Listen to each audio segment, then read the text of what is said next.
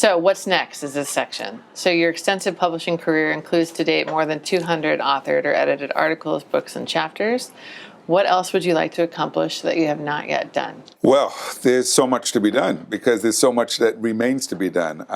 My goal has been, I would say, to have an impact on education. I see education as a way to have impact on society.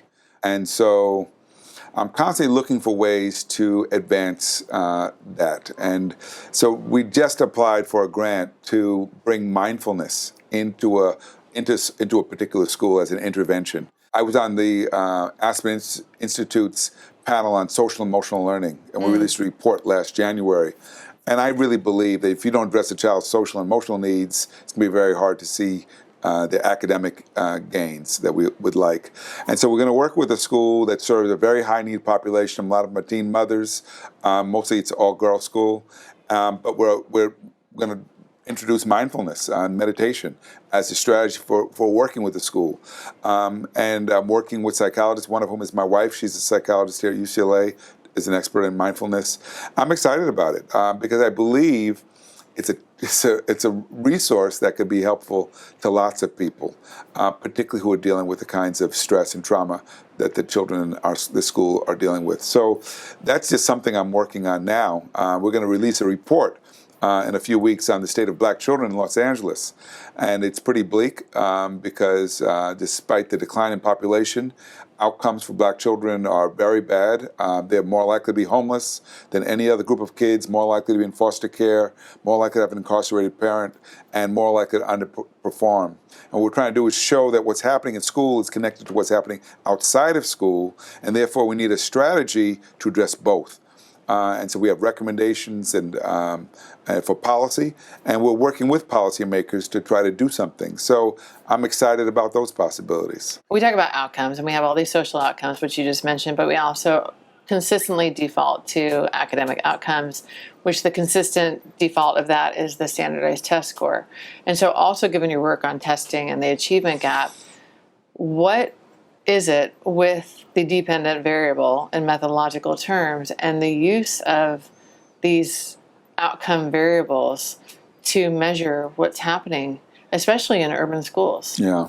To me, the question, I'm not against testing by any means. I think we have to assess kids to understand how well they're doing. As a researcher, I look at test scores to kind of make sense of what's going on in schools. The real question to me is, how do we use assessment? Is it used to judge teachers and kids or schools, or is it used to help them? And I think it can be used to help. We need to make sure kids have their basic skills. We need to make sure that schools are meeting the needs of their students. So we need to make sure that when kids are assessed, the results of those assessments come back to teachers. Teachers have a chance to reflect on them and figure out what they need to do differently to meet the needs of their students.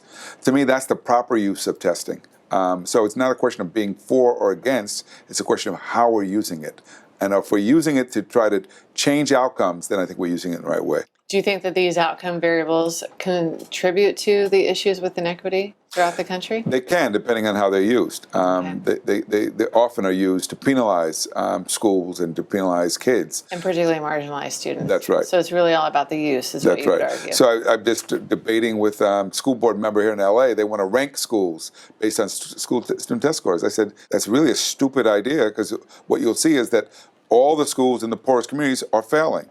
So if you rank them and now you tell the public these schools are failing, you should be sued if you don't have a plan to help them.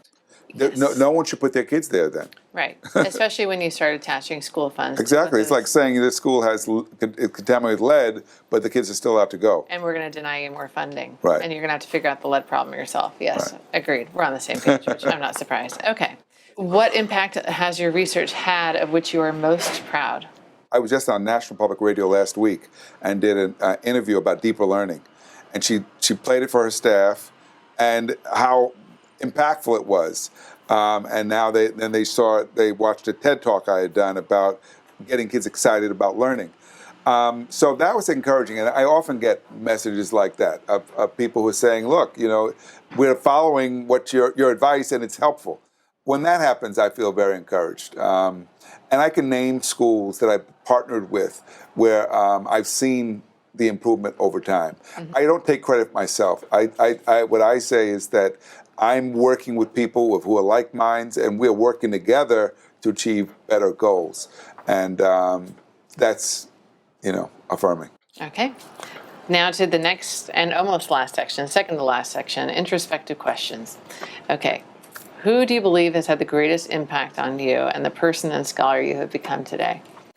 So early on, when I was a sophomore in college, I read Pedagogy of the Oppressed, Paulo Freire. And I was so taken by the book that I found out he was speaking University of Vermont, and I rented a car and drove there to go hear him. And what was interesting is that started a kind of intellectual mentorship, me being mentored by him. I ended up taking a seminar with him at Stanford that was run by Martin Carnoy, who also became a mentor to me, and got to learn directly from Paulo Freire. So I would say the questions he poses, the way he thinks about education, society, very influential to my own, it still is, and the way I think about the world and what's possible. Okay. What inspires you? What inspires me is working with schools and seeing change as it occurs, seeing things happen, seeing teachers become inspired and doing great things with their students, seeing parents become involved and overjoyed because they see their children doing great things. That's inspiring to me. Okay. What do you find uninspiring? Meetings, boring meetings at the university. I've become so averse to meetings about meetings, and I really become more and more impatient with it. And I'm all willing to give of myself to the campus, so I'm happy to teach, I'm happy to mentor, I'm happy to advise. What I'm not happy about is being on committees that don't do much. Okay, fair enough. What is your favorite word? My favorite word might be empower.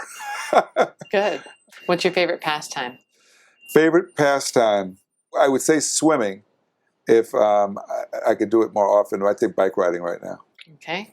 What profession other than your own would you have liked to attempt? Well, I have two major hobbies that I spend a lot of time now: gardening and cooking. Okay. And I don't know if I'd ever want to have been either of those professionally, but I enjoy both of those activities, and it's a great way to relieve stress. What other profession other than your own would you have not liked to attempt? At one point, my father was a policeman in New York City. And as a kid, at one point, I thought I would like to be a cop. I'd like to help people, because that was the way my father worked. He helped people, and he was loved by the community where he worked in New York City. But as I got older, I started to realize not every cop was like my father. And so I definitely glad I didn't go on that path. Okay, fair enough. What's your favorite movie? I have several movies that I'll watch over and over again. I was just watching Man on Fire, Denzel Washington, the other day. I really like that one, the kind of revenge movie, get the bad guys. But there are several movies I like that just comes to mind because I saw it again for probably the 10th time. Favorite book? Favorite book? It depends. If you asked me as a kid, I would say it was A Wrinkle in Time or Call of the Wild. As an adult, I read a great book 2 years ago, A Brief History of Seven Killings. And it actually won a big prize by Marlon James. And it's about Jamaica in the 1970s. And my mother being a Jamaican and me having spent time there, I really enjoyed it. I thought it was an excellent book. Okay. If you could tell President Trump one thing, what would it be? Go home. Go back to playing golf. Leave us alone. Fair enough. If you could have dinner with anybody, dead or alive, who would it be and why? Bob Marley. Nice. And I actually got to meet him twice.